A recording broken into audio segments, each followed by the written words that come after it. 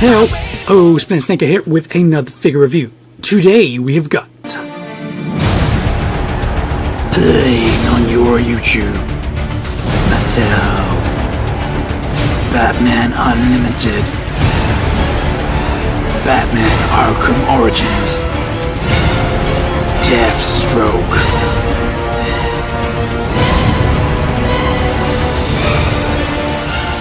Boom, baby. I wasn't going to bother reviewing this figure because it's just terrible. It really is terrible. It only actually has like two things going for it. This is going to be a little bit of like a comparison video and a review at the same time, because as you guys probably seen, I do have the DC Direct Collectibles Deathstroke. And just straight off the bat, I'm just going to say, get this one, not that one.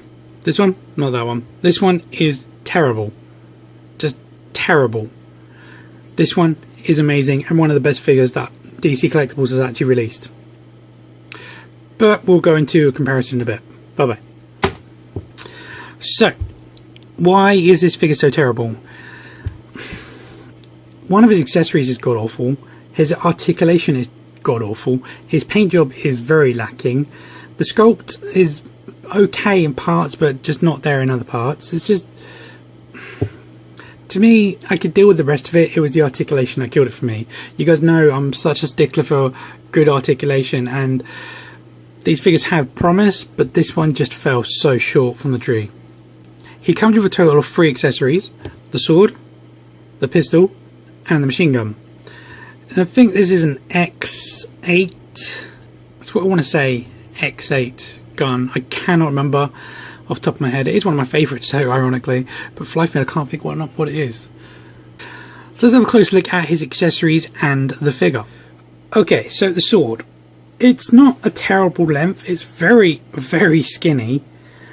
And the handle design is actually pretty nice. I don't know if that's accurate to the game. I honestly can't remember, but it is pretty nice.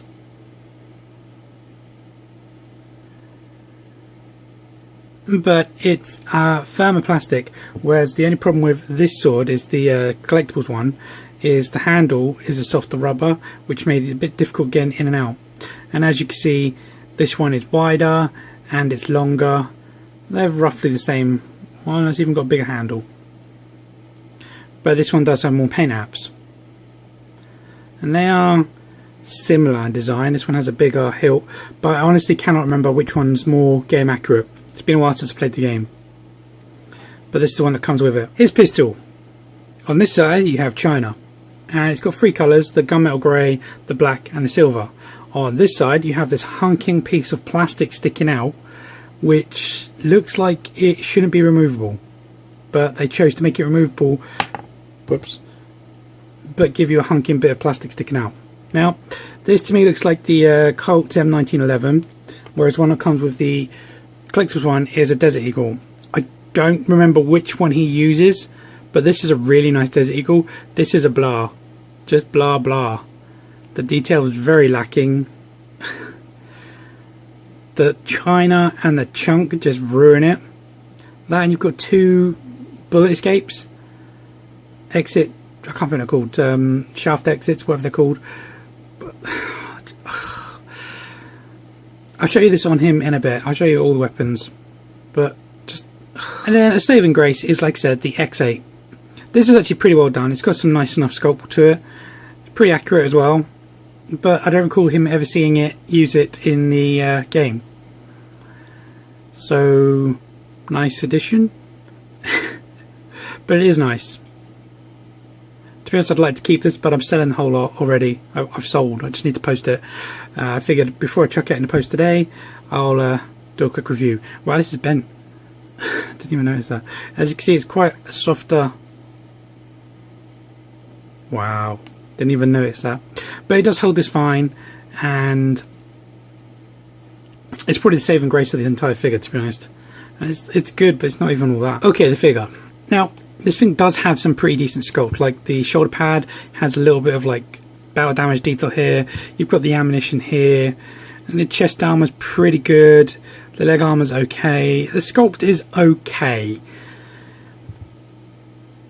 The paint apps though is very bland. There's no real kind of detail, or yeah, you've got like the blues, the blacks, the oranges, and some gunmetal greys.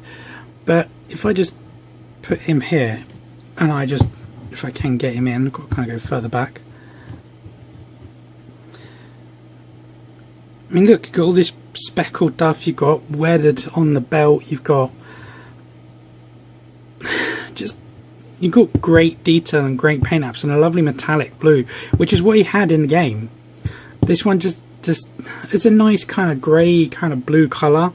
Reminds me of Space Wolf Grey, that's what it reminds me of. But it's just, I don't know, it falls short.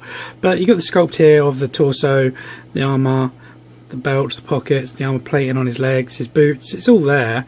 It's just not as good.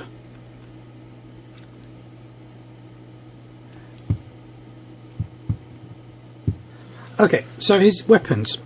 His gun, his pistol. Do you know, I haven't even put this in his hand. Just realised.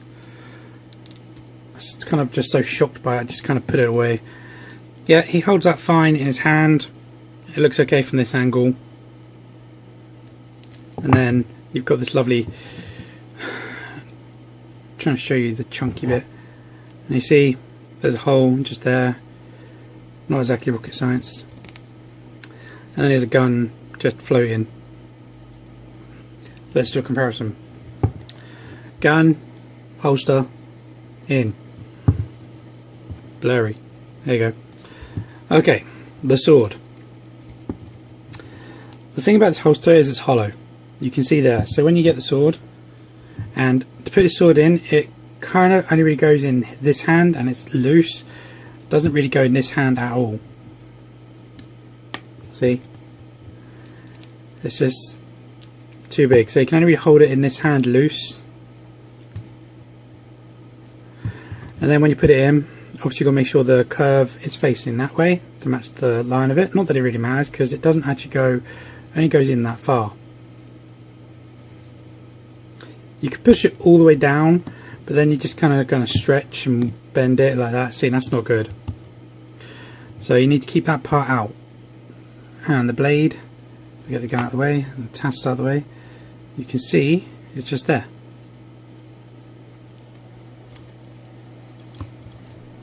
Bring my light closer so you can see.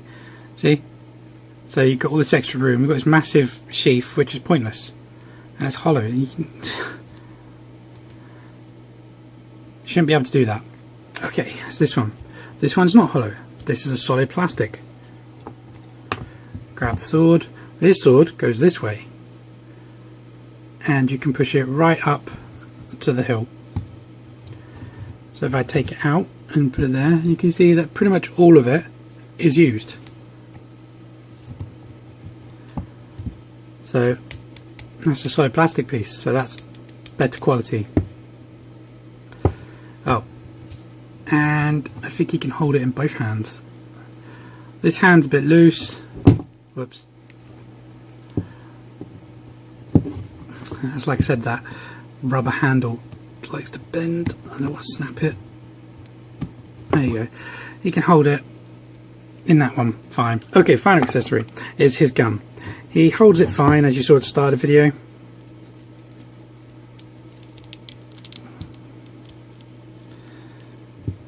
But you can only hold it in the one hand due to the articulation. He cannot get the hands anywhere near together to try and hold it in the second hand. So he's always having to shoot from the hip or shoot one-handed, which just looks weird. You can't really pose it right, apart from how I had it in the video, like that. Sorry, at the start of the video, like that. He has no storage on the back or anything. You could maybe tuck it under here.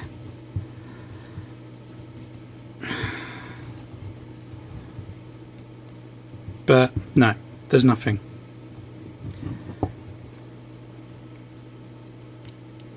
So the only real storage is to have him hold it. And unfortunately the same can be said for this one. He comes with the pole though, with staff, which you see him use, and he can hold that fine in this hand. I'm not going to put it in. Or this hand, it's loose in this hand though, but you can still get him to hold it. Again, no storage for this. You could probably tuck it under there if you really wanted, or tuck it on here.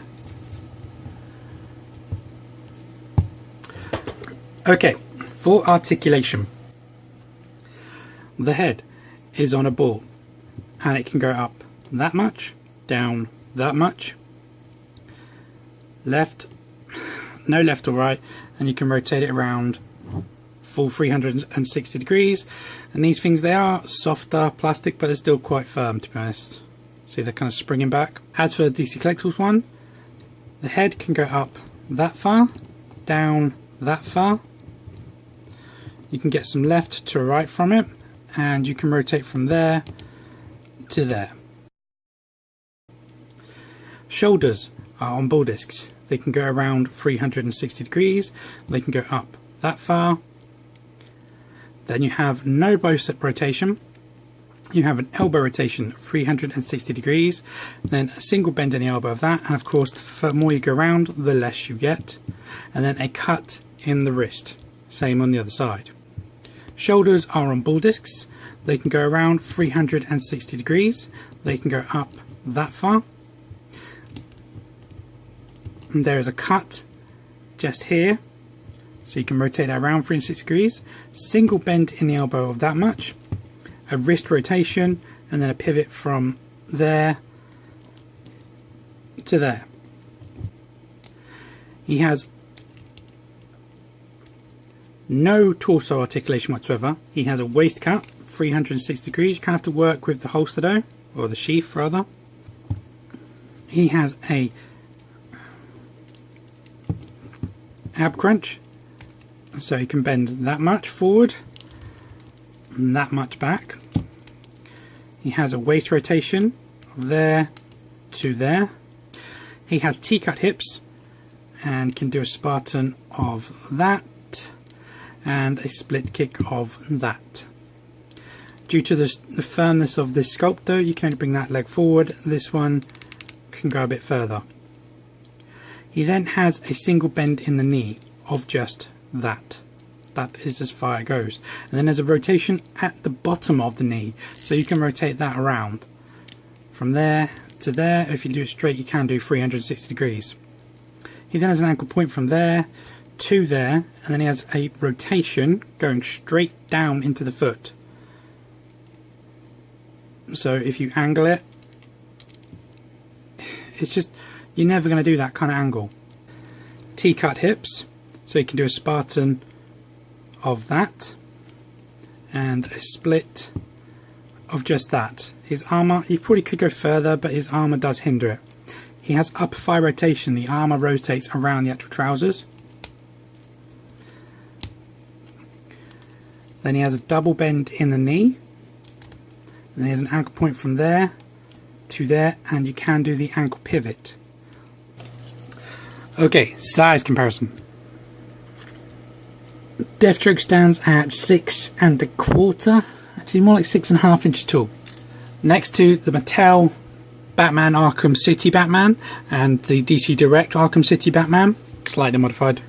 And then we have the DC Collectibles Arkham Origins Batman, and then the DC Direct Collectibles Arkham City Batman. Superposable one, sorry. You can see they're all bigger than him. I don't have the Mattel one and I'm not going to be getting it. And then next to the DC Collectibles Deathstroke from Arkham Origins. Okay guys, so final thoughts. Would I recommend this figure? No. Not even going to think about it. No. It's terrible. It's lazy. It's sloppy. There's just so many things wrong with it. Just could not recommend this whatsoever. If you want an Arkham City or Arkham Deathstroke, that should go there. Get him, without a question, get him. He may be pricier, but worth every penny. This is one of the best figures, like I said, that has been released in a long time. I can't even get him to stand properly for a dramatic pose. Anyway guys, that's my review. I hope you enjoyed it. I'm sorry it's a gripey one, but you know, I've got to give you an honest opinion, and these things are just not good. They're just really bad. Just bad. I do apologise for being a gripey video, but if you have enjoyed this video, please still drop me a like down below. Please add a comment you'd like to add about this figure or anything else about my channel. If you'd like to contact me via my Facebook. There is a link in the description below. And as per usual guys, thanks a lot for watching. Keep collecting and I'll catch you in my next one. Bye bye.